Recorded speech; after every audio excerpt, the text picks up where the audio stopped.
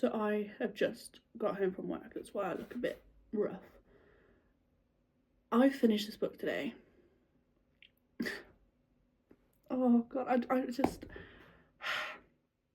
I wish I hadn't started it. I downloaded this yesterday and I started it yesterday. I was intrigued from the beginning because I've always been a fan of Misery and it was kind of giving those vibes. It was so bad.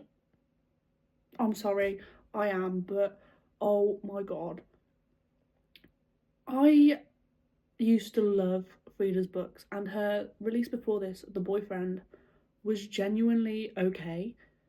This book felt so rushed.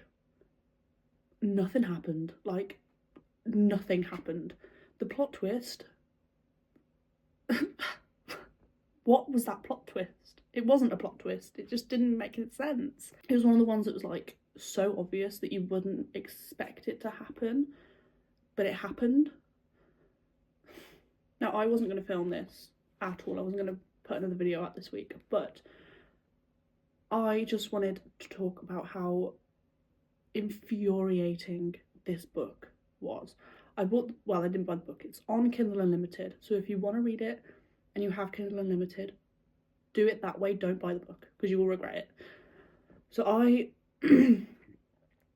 had the book on my Kindle and then I listened to the audiobook. The audiobook was £3, but it's £3, so bought the audiobook so I could listen to it at work because I genuinely enjoyed the first half of the book and I wanted to carry on with it. When I left for work this morning, I think I had about like 3 hours left on the book, so I managed to finish the audiobook at work today. I was walking around work frustrated. If you've read this book, you'll know what I mean. If you haven't read this book, I'm not going to spoil it.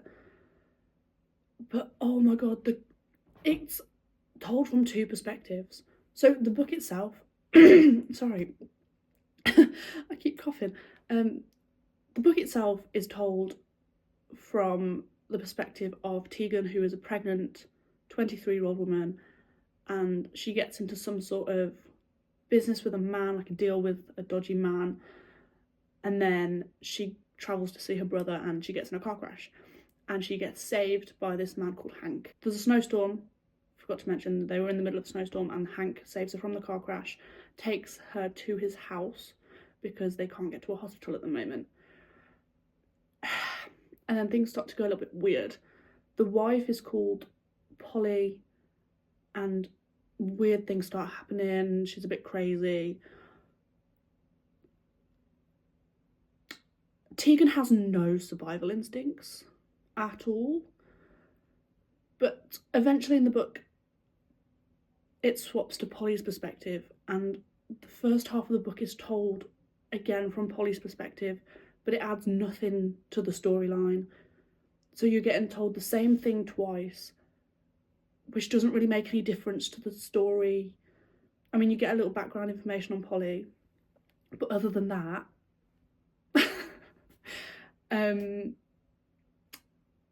they have the same conversations over and over and over. The whole point of the book is Tegan wanting to go to the hospital. I don't even know how many times Tegan asked this woman to go to the hospital, but it was driving me mad. She's obviously not going to take you to the hospital.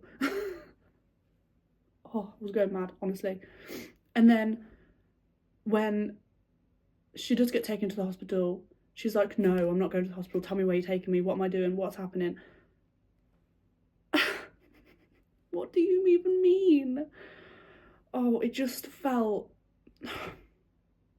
I was so looking forward to this book. When I realised, because I didn't pre-order it or anything, I saw it was the 28th yesterday, and I was like, oh, Freida's new book comes out today.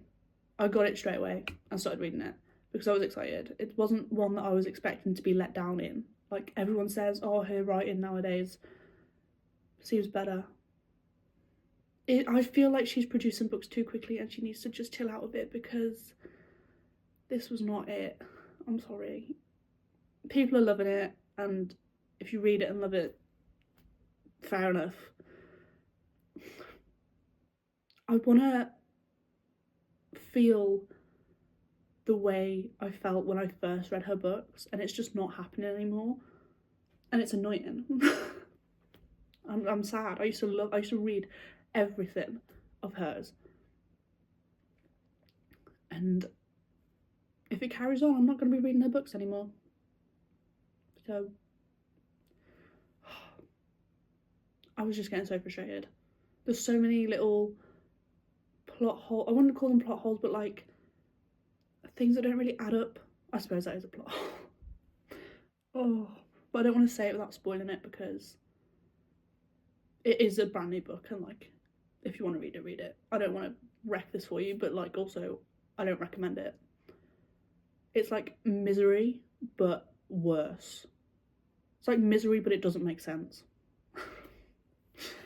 I feel so horrible, but it's true.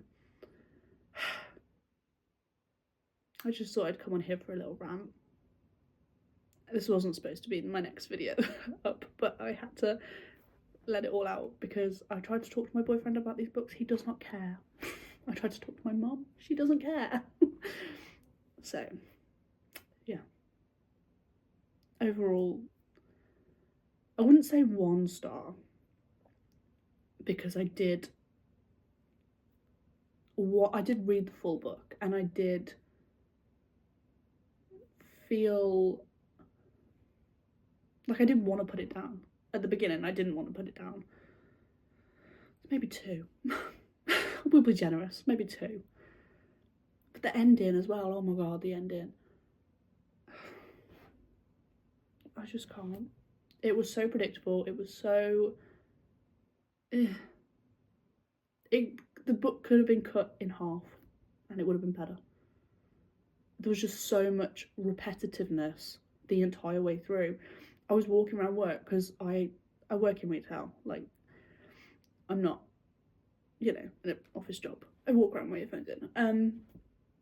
And then, yeah, I was taking things off the shelf. I was like, why is she still talking about going to the hospital? She knows she's not going to the hospital. Surely just accept your fate. Either try and get out of the situation, which she didn't until like 80% of the way through the book. She just lay there and accepted her fate. And I know she's pregnant, but like, come on, love.